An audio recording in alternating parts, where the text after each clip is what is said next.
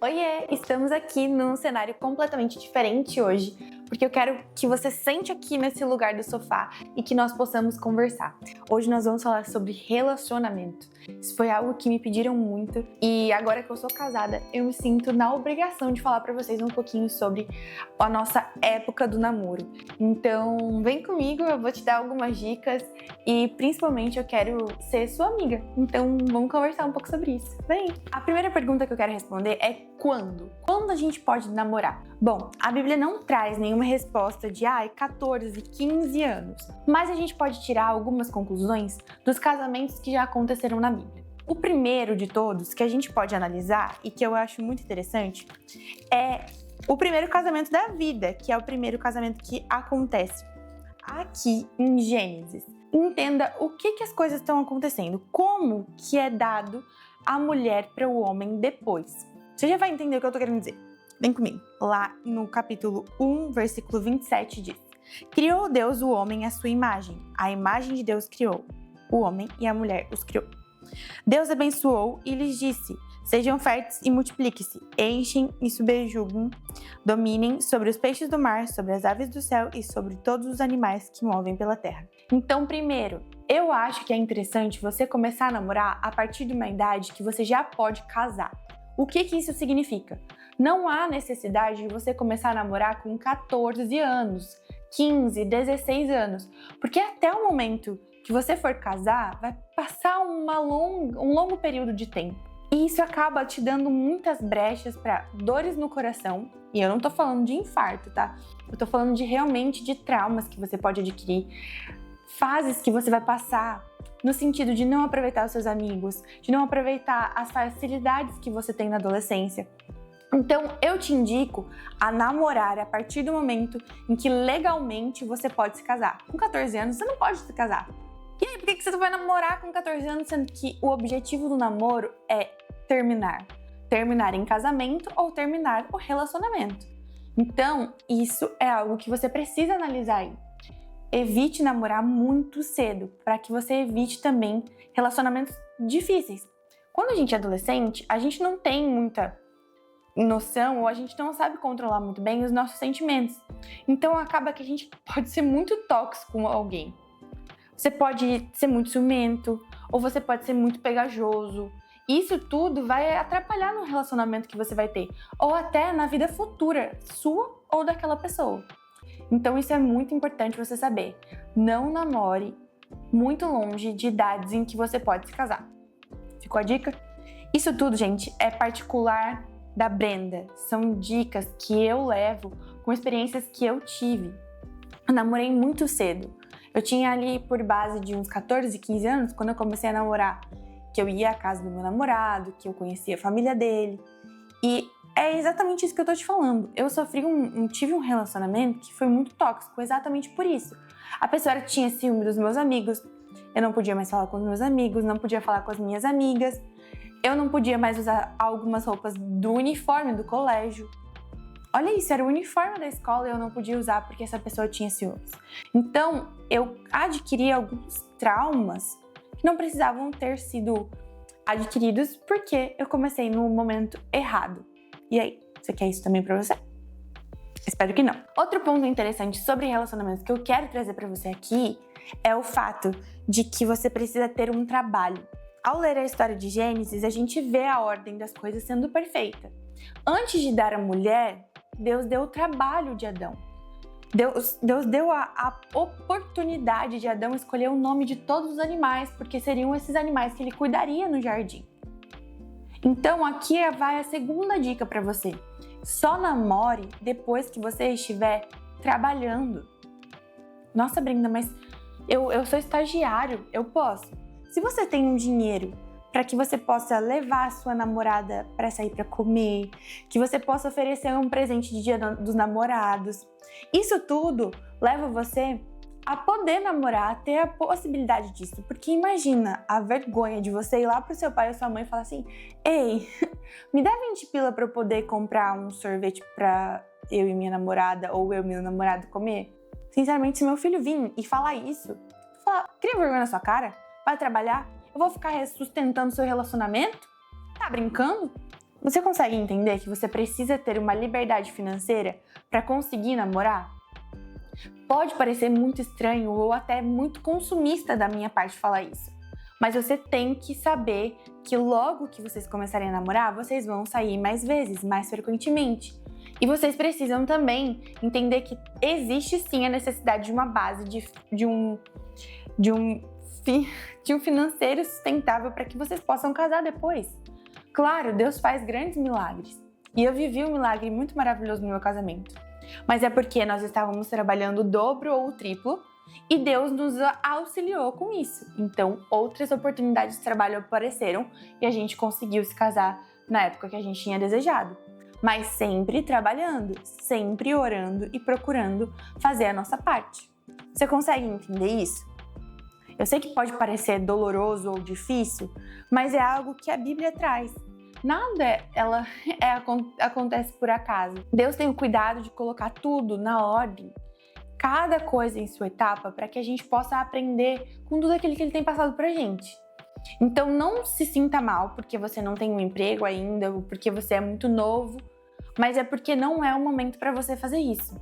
Não se coloque em uma situação que você vai se prejudicar. Pelo contrário, faça amizades, conheça pessoas, dê a oportunidade de fazer amizade com todo mundo que você conhece, porque possivelmente você vai casar com um dos seus amigos. O Nicolas, por exemplo, era meu amigo na escola. Eu nunca imaginei que eu poderia ter um relacionamento com ele futuramente. Mas a gente se relaciona com pessoas e faz amizade com pessoas e depois a gente começa a conhecer elas mais profundamente. Entendeu? Então esse é o terceiro recado para você, a terceira dica que você pode anotar aí. Faça amizades. Tem amigos com todo tipo de pessoa. Tem amigos com as pessoas da escola. Tem amigos com outras salas da escola. A gente, às vezes, cria uma rivalidade desnecessária no colégio de outras salas. Mas se você tiver mais amigos e cada vez mais amigos, vai ser mais divertido. Você vai ter mais festa de aniversário para ir. E, com certeza, você vai conseguir falar sobre o evangelho com muito mais facilidade. Seja amigo. Conheça as pessoas. E depois, vai que o futuro... você não tá casado igual eu, com um amigo da escola. Quarta coisa que eu quero falar aqui pra vocês, a comunicação.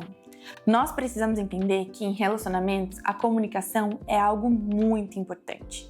A comunicação, ela serve para que você conheça as pessoas, para que você consiga resolver problemas com essa pessoa. E quanto mais conversas difíceis, mais vocês vão se aproximar ou mais vocês vão se separar. E é por isso que nós precisamos conversar. Nós mulheres, principalmente eu falo por mim, eu tenho essa mania de querer que meu marido adivinhe o que eu tô pensando. Isso não vai acontecer. Então fale, sabe?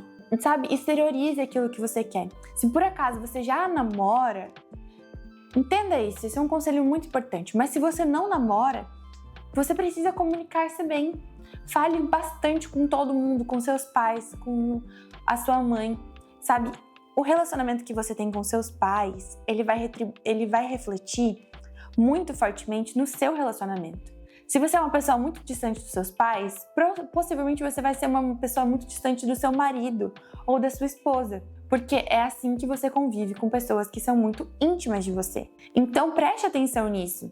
Às vezes, se você se irrita muito fácil com seu pai ou com a sua mãe, possivelmente vai ser assim com seu marido ou com a sua esposa. Então tenha cuidado ao comunicar-se. A palavra é muito clara, que a gente precisa falar. Não é à toa que a gente precisa ir e pregar ao mundo, falando com as nossas vidas, com as nossas experiências. Então, falar é muito importante. Não é à toa que Deus deixou várias cartas falando o que nós temos que fazer, nos guiando. Comunicação é tudo. Quinto, você precisa ter propósito. Como assim? Aqui eu tenho duas vertentes para você. Primeiro, você tem que entender que o propósito do seu relacionamento tem que fazer com que você cresça em Cristo. Então você não pode ficar longe de Deus enquanto você namora. Senão, esse namoro não serve para nada. Você consegue compreender isso? Então procure pessoas que te aproximem de Deus. E aqui vem o que a gente chama de jugo desigual. Não sei se você sabe o que é um jugo. Um jugo é aquela coisa que a gente coloca sob as costas de bois para que eles trabalhem com mais força. Então, um auxilia o outro e eles caminham juntos. Ao caminhar junto, vocês precisam do mesmo propósito, o mesmo alvo, o mesmo caminho. E eu não tô falando aqui pra você que é completamente proibido que você namore alguém que seja de outra religião. Isso não é proibido. Mas eu te digo que muitas vezes isso vai ser a causa de grandes problemas no seu relacionamento e também na sua vida. Há alguns exemplos em que pessoas se dão muito bem. E esses são as exceções. Mas eu quero que você entenda que você não precisa trabalhar com a exceção. Você pode ser o geral que escuta das ideias, leva elas e evita caminhos ruins para você. Entenda, pessoas diferentes comem coisas diferentes. Pessoas diferentes falam de maneiras diferentes. Pessoas diferentes vivem de maneiras diferentes. Eu fico pensando como que deve ser difícil para uma mulher que, por exemplo, é adventista e que se casou com um católico. Eles têm um filho agora. E essa criança vai em qual das igrejas? Qual vai ser o lugar onde essa criança vai ser batizada? Ou qual vai ser o lugar que essa criança vai? Qual é o dia sagrado para essa criança? O sábado ou o domingo? Se um adora ídolos, o outro não adora. Como vai ser? Ah não, Brenda, mas eu estou namorando com alguém da igreja protestante. Ótimo. Então, se você por acaso é adventista e vai em uma igreja pentecostal, um acredita no dom de línguas de uma maneira e o outro de outra. Um acredita na manifestação do Espírito Santo de uma forma calma e tranquila, racional. E o outro acredita na manifestação do Espírito Santo como se fosse uma grande manifestação, com palavras diferentes, com línguas diferentes, com gritos, com pulo, com choros, uma forma extremamente emocional. Ok? São vertentes parecidas, mas ainda são coisas diferentes. Ah, Brenda, mas eu ainda sou muito jovem, eu não vou ter filho. Mas e qual é o propósito? E aqui a gente vai para a segunda parte, a segunda vertente do propósito. O propósito de um namoro precisa ser tornar-se um casamento. Precisa tornar-se uma família. Então, se por acaso você está namorando hoje com alguém que está fora dos mesmos princípios que você, que talvez não seja nem da igreja, que você esteja pensando em evangelizá-la, não namore. Conheça essa pessoa.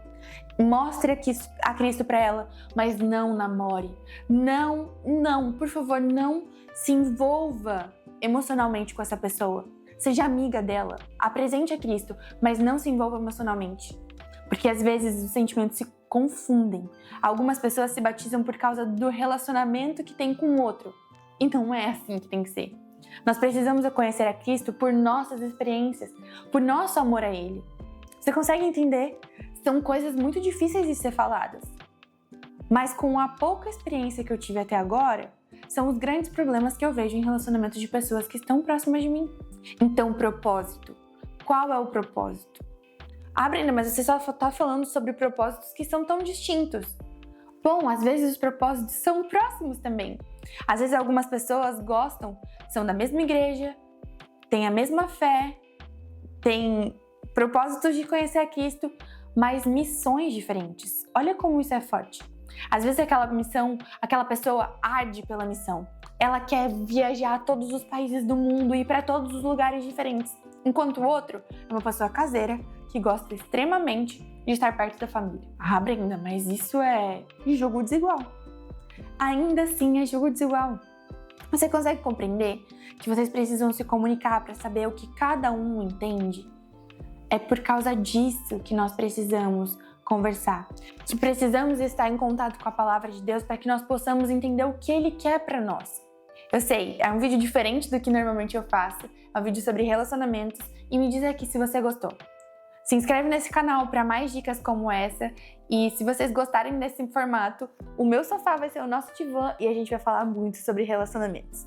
Então, um beijo, um abraço e tchau!